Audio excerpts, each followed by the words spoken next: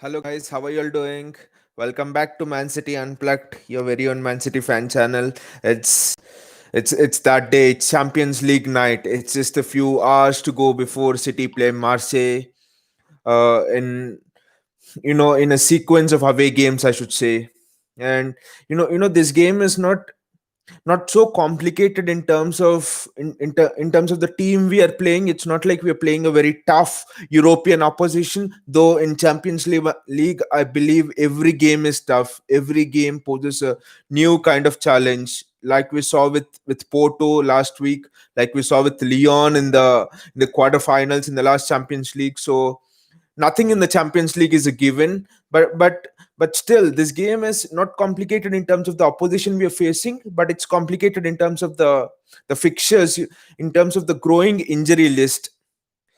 Lot of players are out injured, and it remains to be seen how Pep copes with the growing injury list and decides whom to put on and whom to hold back and then put them in the Premier League. I mean, it's a difficult decision to make, also because City have dropped many points in the Premier League this season, and we can't afford to drop even more. So whom will he pick for this match, and whom will he retain and pick for the match against Sheffield United? It really remains to be seen. But this match is not about the Premier League; it's about Champions League. And let us get back into what did Pep Guardiola have to say in the press conference. The first question was, it's the same obvious question, like so the presser asked Pep that does not winning the Champions League make you a failure at City?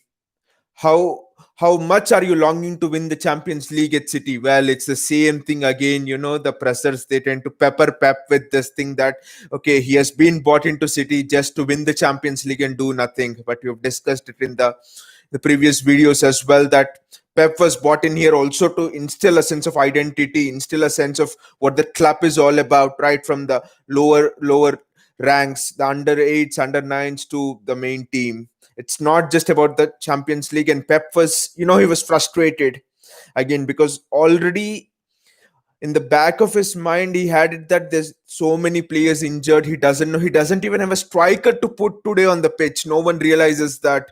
He doesn't even have a right back other than Kyle Walker. He doesn't even have a CDM other than Rodri, who have played all of the minutes until now. Lot of issues going on the back of his mind. So he was visibly frustrated, and he said that I've been asked this 250 times, and it's the same thing. No, there are plenty of other things also which have been brought in to achieve, like um, like a dynasty of dominance. Well, he didn't say that dynasty of dominance, but that's what I could read between the lines. He said literally that winning the Premier League was more important to me because I wanted to bring in to foster a dynasty of dominance here, just like what Alex Ferguson did or Jose Mourinho did with Chelsea for those 2 or 3 years, something like that.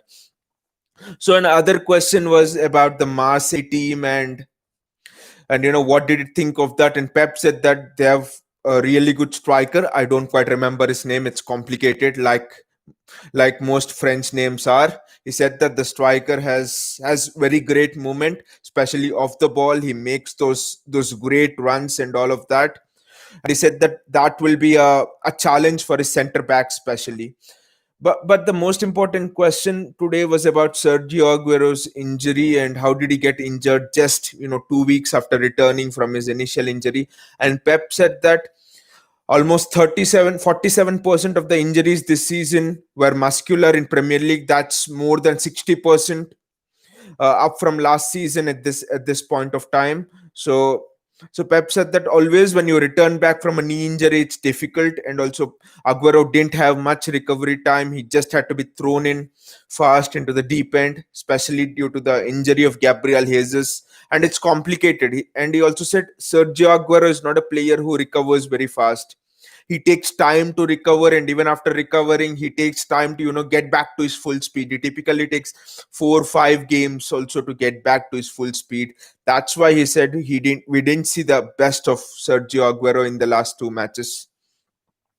And also he was asked about this thing. All the fans, all of us also had this in the back of our mind. He was asked about Kyle Walker? What did he think about playing Kyle Walker week in and week out? And also, Walker had played for his national team also without any rest. I think he got a rest for one international match, and that's it. He played each and every game for England and also for City. So this is something interesting which we don't know. Pep said that Walker is a kind of player who recovers very fast. He takes only 2 days to recover. So that's an indication that Pep is gonna play Walker in this game. Is gonna start Walker, and also Pep said that we have no options left. Alex Zinchenko is not there. Mendy is out. Zinchenko has just returned. So Cancelo has had so many matches previously and is not a player who recovers fast. So it's a strong indication that that Walker is gonna start even this game also, and also the next one maybe. So that's interesting. The last thing which we want is Walker to pull a hamstring or something like that. That will be a huge blow, because Walker, like I said in the previous matches, for this entire season, forget about the previous matches, for this entire season he has been the mainstay of defense. Any complicated striker in the opposition, Walker goes and marks him. Walker is someone who has been entrusted with that responsibility of tracking him down. I mean, chasing him. Some strikers with pace, guile, everyone, just like he did to Luis Diaz against Porto, just like he did against Antonio in the West Ham game. So Walker's the one who's been given the responsibility to do that. So the last thing we want is Walker to go down due to these minutes. And then the injury news provided by Pep is, it's something that we know. Gabriel Jesus will be back in a week or two at the most, and he'll be ready to start in 2 weeks. That's what Pep said. Laporte is back. Kevin De Bruyne is back. Aguero, as we know, is 2 months out. Mendy is complicated. Mendy is 1 or 2 months out again. Mendy has always been complicated. We in the last 3-4 seasons we didn't have a good left back. We have always been trying to put square pegs into round holes. And the great thing about Pep is we have won titles doing that. Not many managers would have achieved that. So the injury news is not something new, but it's a bit encouraging because Laporte, Pep said he's back, but I don't know whether he'll start this game or not. Kevin De Bruyne, I mean, he is set to start this match. Kevin De Bruyne and Phil Foden, and then I personally want Ferran Torres to start this game, but I don't know what Pep feels about that. Pep didn't give any indication that he's gonna make wholesale changes to the team or something. But another interesting question Pep was asked was, why does he sometimes play two players in the CDM? Why does he have two pivots sometimes? Like, why does he play Gundogan, Rodri sometimes, and when does he play only Rodri? What are the things that he needs to just play one pivot? Because the journalist was asking, when Pep plays two pivots, it is hurting City, especially with teams sitting back. City is not able to break through those low blocks. So why, Pep was asked, why doesn't he just play one pivot in Rodri and play two attacking players instead of playing Gundogan as well along with another attacking player? So Pep said that it basically depends on the center backs he has available. If he doesn't have, I mean, reading between the lines again, indirectly Pep said that if he doesn't trust either one of his center back, then Pep essentially plays two pivots just to fill him with confidence against counter attacks, which means that if he's not sure that if both the center backs can defend one-on-ones confidently, which means that Pep is telling only if he has Ruben Diaz and Aymeric Laporte, that is only when he's playing a single pivot. Other than that, if either one of them is absent or either one of them doesn't play the game, then he's gonna play with two pivots, just because Pep thinks that. Again, this brings to me a question about Rodri's capability. Does Pep think that Rodri is capable enough to hold a pivot on his own? Because previously we have seen John Stones and Fernandinho were in the defense. Sorry, John Stones and Otamendi were in the defense when Laporte was injured in the last season. And still Fernandinho, he played as a single pivot. So maybe I think Pep has confidence that Fernandinho can single-handedly, break up play, can single-handedly break down counter-attacks, but he doesn't have that same sort of confidence in Rodri. And the reason for this is, I think Rodri is not the swiftest mover in the field like Fernandinho. Fernandinho is very agile. He has that guile. When he moves, he knows which position to take up. But Rodri, in a defensive sense, especially attacking sense, Rodri is good. His shot is even more good than Fernandinho. and his dribbling skills and his skills on the ball. But Fernandinho defensively is the best, especially in that CDM position. So Pep still doesn't have that confidence in Rodri. That's an indication. Will be interesting to see, knowing that Marseille will sit back today and will look to follow the template of West Ham and Porto and take it to City on the counter attacks. It will be interesting to see whether Pep goes with a single pivot or both. And also Rodri has so many games under his belt, and with Fernandinho injured, it will be interesting to see whether Pep goes with Gundogan as a pivot. But then here's the problem again. That's why I didn't like Pep playing the same team against West Ham as well, because Rodri and Gundogan both are CDMs, both are two players who are capable of playing that pivot role. But then when you play both continuously in 2 or 3 games, you can't give rest, you can't rotate one and give chance to another. No, that's a tactical blunder. I really thought that Foden should have started against West Ham, and Gundogan should have been given rest so that Rodri could have been rested in this game and Gundogan could play as the pivot. But then I would be really happy if Rodri and Gundogan both are given rest, and maybe someone like a Tommy Doyle is played in that pivot role, because Tommy Doyle is good both defensively and offensively. For me, he's better than Rodri defensively, at least in the positions he takes up, in the kind of way he breaks up play, and all of those aspects. And Tommy Doyle and Fernandinho, both of them switch the play much more better than Rodri. So that's another aspect which is really needed when you want to break down teams that are sitting in a low block.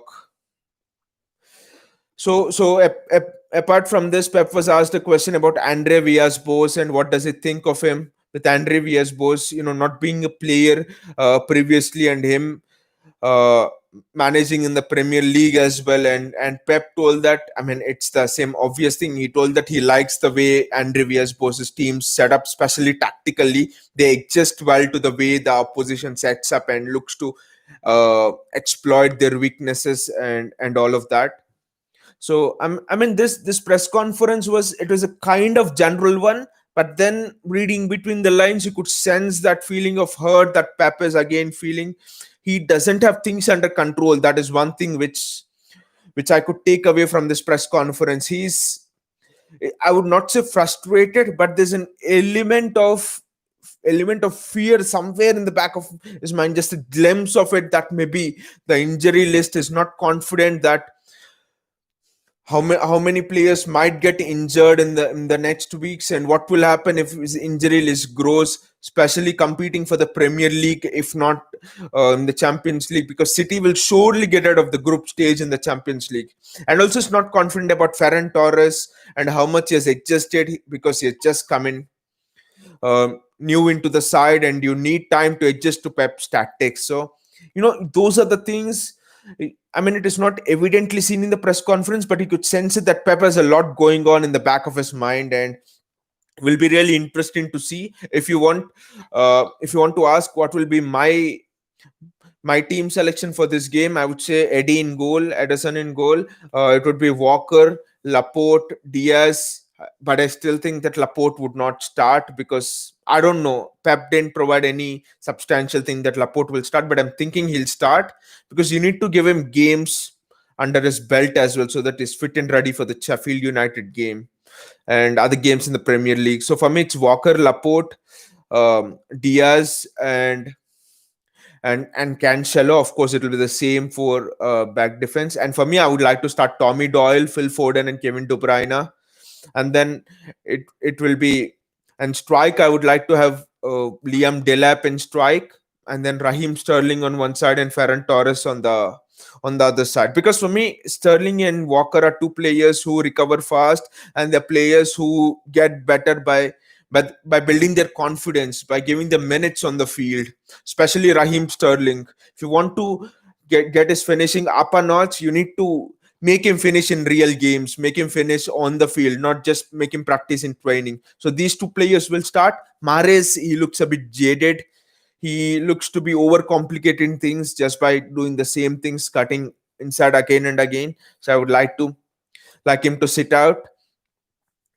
But in the CDM position, I would definitely like to give Tommy Doyle a chance. it would be a risk which Pep takes. But then what is Pep Guardiola without taking risk? It's taking risks that has made Pep Guardiola who he is. His career, it I mean, taking risk when Sergio Busquets was concerned, bringing him straight into the Barcelona first team by displacing Eric Abidal, who was the best CDM player, one of the best in the world at that time, or taking a risk by bringing in Pedro into the Barcelona first team, taking a risk by by putting out Zlatan out on the wing and putting in Messi in the middle. Pep's career has always been about taking risk when bringing in an attacking player when City are 1-0 up and just closing the game down. So Pep's career has been about risks, about promoting youth, and this is one thing I think he has to take. Tommy Doyle has been exceptional for, for City whenever he has started. So let's throw him. Let's give him a chance. The worst thing is we'll lose a game against Marseille. City will anyway get through this group. I'm really confident. But the best thing could be, just look at the positives. Thing could be, you don't know, Tommy Doyle could be the one who could cover in for Fernandinho, who could, even replace Rodri this season and provide us with that impetus which we need to break those low blocks, that passing out, that Perlo-esque passing from the back. That is what Tommy Doyle, really gives. Rodri doesn't quite give that Perlo-esque passing. He can't, find those passes sitting deep. He can't take the play sitting deep. But Tommy Doyle can, with whatever glimpses of him we have seen. So, if you want me to ask one thing of Pep, I would ask him for starting Tommy Doyle in that CDM position. That's the only thing. And as far as the prediction for the game goes, I would say I would expect City to win 4-0 today, and we need to start keeping clean sheets, and I firmly believe that this will be the day. And also, I hope that you guys have enjoyed the video. Just click on the like button if you have enjoyed the video, and also do click on the subscribe icon so that you can get notifications whenever I do videos. And also, I've started a new blog relating to Man City Unplugged, this fan channel, where I'll be writing articles, posts about all of City's games. I've put out a post after the West Ham game. That's quite an intriguing read. Should once go out and read that. And also, I'll put out posts regularly after each game, giving out my perspective, analyzing what could City have done better in the game and how has City played. And anyway, take care, guys, and I hope that the match for City goes really well and the prediction comes true. Let me know in the comments below, what do you guys predict, and which are the youth players you would like Pep to involve, not only in this game but also in the future Premier League games. Please let me know. Take care and have a nice evening and enjoy City's match tonight. See you again. Bye.